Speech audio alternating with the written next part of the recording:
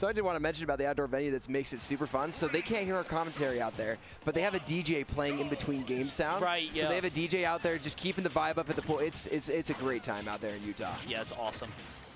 We got PS2 to start. Pretty standard. Everybody loves going here. And a little bit of a back and forth. AciD pushing Dabuz into the corner. Dabuz able to reverse it with that throw. And AciD just opting to go high. Says, I want no part of this. 100%. And one thing I do want to say is, like, I feel like Greninja is very, very precise when it comes to a character type. Like, yes. you have to be very accurate.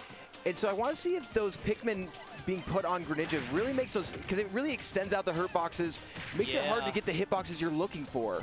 So I wonder how much that's going to affect his combos, his kill confirms, anything like that. It seems like it'd be rough. Yeah, and it seems like it'd be harder to get rid of the Pikmin, even if they're not latched onto you, to just like hit them in front of you, because like you're not going to swing a forward air to kill a Pikmin. That's so laggy. So yeah, it does seem tough. I don't know how AciD's going to get around it right now. Really struggling, already at 140. So he's got the purple to kill that way. The electric just throwing it on there, but the blue, the kill throw, yeah, he's got everything he needs. Yeah, we were talking before about how Palutena really can struggle, particularly with heavy characters. But and you see Dabuz has the setup right, the two purples and the white. Just gives him a little smack with the white one. Doesn't do much damage, but gets him off just so he can set back up the wall with the purple. Oh, he does kill one of the purples. That is one of the things people I feel like don't know about the Olimar matchup. When he gets purples, your goal is not to kill Olimar. Your goal is to kill those purple Pikmin. Yeah. It really makes your life a lot easier. I feel like Dabuz doesn't quite use them to the same degree as somebody like Myron. I think Myron's purple usage is like absurd. But Dabuz, I think, does use them better overall. Like, you saw that up smash, right? The perfect spacing on that counter to be able to get right in there. I think Dabuz uses them better in terms of like actual Pikmin for smash attacks. But I think Myron's use of those purples is so disruptive. Dabuz just having two of those is just so scary because you can just die at any time. Look at this damage racking up already 56%. Good lord. And this does look really rough because the other part of this is with Greninja having to be very specific on those hitboxes to kill. Whistle is just, it feels like it's super easy to time at that point. Yeah. Whistle, I feel like, is one of those when it's useful in a matchup, it's the most annoying thing. Oh god, yeah. And especially because Greninja just like has the one hit. Like, you do have to be so precise, and also like it has to be that one just boom. Yeah. And it's so difficult to get around. Like, that forward air is not landing at any other timing. Right, yeah. It's really not. Especially on someone like Olimar with that short like hurt box, you're not hitting it any other way. I think that's Greninja's biggest issue, is it's hard to like, I feel like Fox can be somewhat tricky and ambiguous in his movement. I feel like Greninja is full send. Like, you know what he's going to go for. You know what he's going to try to do. It's just, can he do it? Can he force something out of you? It's hard, man. It's tough. And the dash grab isn't as scary because his hands are so slow, you know? Yeah, and I mean, a lot of the people that struggle with Greninja are people that don't have those low hitboxes. Olimar is a low hitbox. Right, like, that's what he is. So it's one of those that there's a lot of bad things I could see. I mean, the speed is very good for him, but there's just a lot I see going wrong for Greninja in this matchup.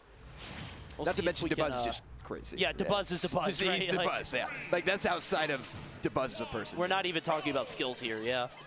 But Dabuz, third seed for this tournament, looking to make it even further. This is, I think, their first round of top 32 here, so AciD, again, having a big opportunity here, but he's got to make a lot of adjustments because that first game, yeah, and even there, like, that's the right idea on a different stage, but you see he got the knock-up and started charging forward smash, expecting an air dodge, but on this stage, the platform's there, maybe falling into some autopilot habits, maybe just a technical misinput, I don't know, but because there's no way he's using that to kill the Pikmin, right? That's not going to hit that there. So it's interesting there. Like, Dabuz is not going to autopilot air dodge that. Like, yeah, no question. You're not going to see that. Unless he's, like, afraid. But that's not an autopilot. And you haven't, like... That's something you have to earn. Yeah, exactly. You haven't earned the fear yet, yeah. He's taken, so far, about one stock. Good forward air there. He's just trying to figure out ways to get rid of these Pikmin. I was wondering why he was just leaving the Pikmin on there. It's like, if he's not nair, like, it takes 3 nairs to get rid of the Pikmin. Yeah. Like, what does he do? He's got the blue right now and the double purple. But what's the play? We're going to go off stage. That's an easy bounce. It lasts so long. And I feel like that's another thing about Greninja. Like, the hitbox on or there's no hitbox on the recovery. It's kind of slow compared to like when you edgeguard a Fox, there's a hitbox. It's pretty bursty. It's still pretty exploitable, but Greninja is literally no hitbox, just slow moving water. Right. Like try to avoid that with a purple pick. It's not happening. Yeah, 118 now on Dabuz. Not too afraid, though. You can see him. He's just confident with the double purple. Just anytime he's going to try to run in. Is trying to use that counter. I could see that being a boon in the matchup at kind of like a low level because, you know, Olimar's wouldn't expect it. The latch is going to mean that you get the free punish, but you see how Dabuz is just like shielding every time he sees it. Yeah. He's holding still. He's done this before, and he's just not letting go of these double purples. The electric just built. You just notice he's trying to create the space for the purple to set up what he's going for, and there's the dunk. Dabuz cannot be stopped at this point. He's in his zone. You can see 127.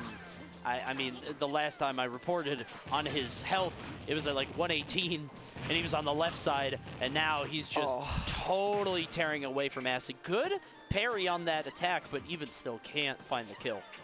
And I think it's interesting how he keeps the white there because I know it does more damage, but with Greninja not having a quick, accessible way to get rid of it, he's got the triple purple. Oh, God. It's ladies' night at the club. Help! Oh, God. Yeah, you know what? I think this is the... have you ever played Civilization? You know how there are like different ways to win, whether it's like world domination, cultural war. Like, I feel like one of the win conditions is triple purple. And if you're able to farm triple purple, the game should end. Like, that shouldn't happen. You know what I mean? It's just like, GG's. Like, I know I could like do this to you, but like, do you really want to live this through? Exactly, yeah. And it feels like you said, I mean, the goal has not been to kill the purples. And to his credit, I mean, how do you, right? Yeah. AciD, it's so difficult with Greninja, but there has to be a way, whether it's like sitting back and throwing water shurikens, maybe it's playing a bit more campy. Like, you can't let him have all these purples. It's absurd. It's like when you're playing Monopoly and you have like one property left and your buddies dominated the entire rest Park of the board. Place and Boardwalk. It's like, sure, like you could play this out, but like, please just let me go home. Yeah, like, yeah. It's 1:30 in the morning. Like, come on, man.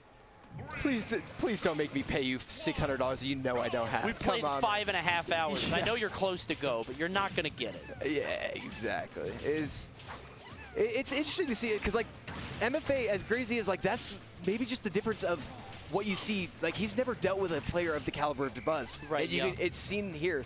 Dabuz knowing where to exploit Greninja, where to kind of play back, play his space. But so far, starting off not too bad actually. Just kind of playing to get the Pikmin he needs. I think getting rid of the platforms is a good idea. We know Dabuz loves hiding under those, just chilling under as much as possible to force you to come in on the ground.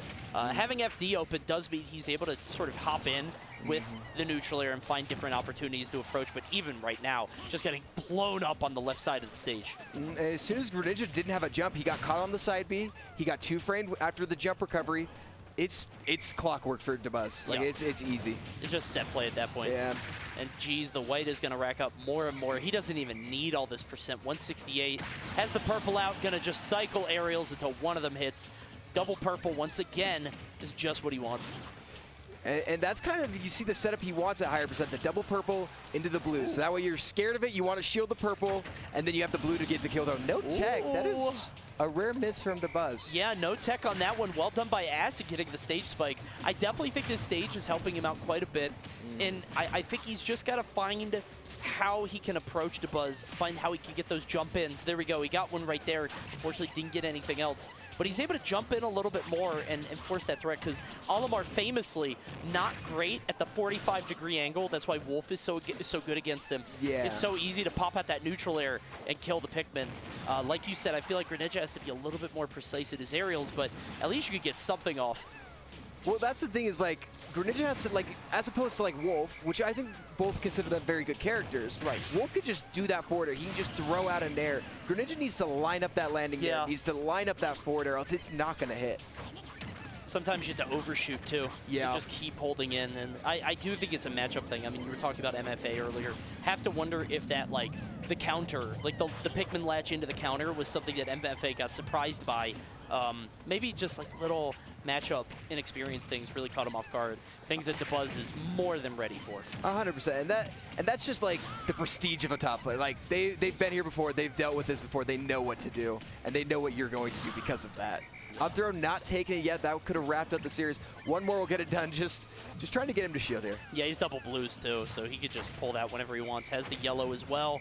Gets some dash attacks, but even still, it feels like when AciD's getting his hits, he's not getting damage. He's getting a single hit. He's getting 6, 7 damage maybe, and he's not able to convert it. Dabuz cleanly taking a 3-0 over AciD. Taking the up throw, showing why is the 3rd seed. And don't take this as like a negative to AciD. AciD has been having an amazing tournament. There's Dabuz. You know what I mean? Like, if you've never, even if you've played him before, that is a world of hurt that you have to learn to adapt to and learn to overcome.